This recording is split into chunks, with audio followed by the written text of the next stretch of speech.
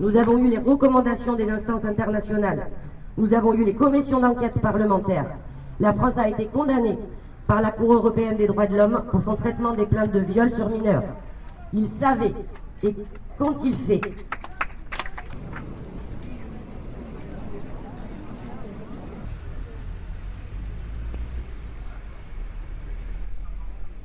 Dans le sport, dans les écoles, dans les familles, toutes les 3 minutes, un enfant est victime de violences sexuelles.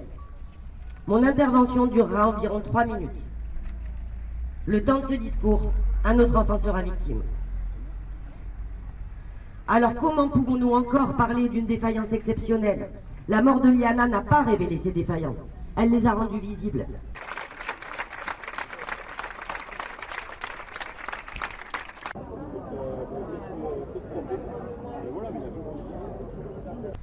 Et Liana n'aura pas eu le temps de devenir une femme. C'est l'injustice de trop, c'est le dysfonctionnement de trop, c'est le désengagement de trop.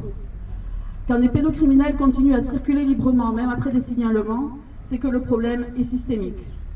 Quand on se contente d'écarter professionnellement ces gens-là, on déplace juste le problème et ils sèment l'horreur ailleurs.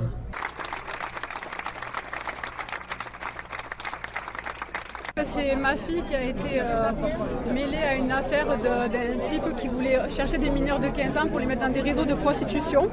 Mais apparemment, il voulait les attoucher avant peut-être pour voir ce qu'elles étaient capables de faire. Donc ma fille était la plus jeune des jeunes filles, elle avait 15 ans et à l'époque elle en faisait 13.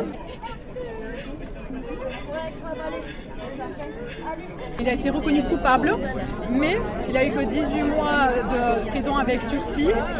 Il était en liberté pendant tout ce temps, il continue à travailler.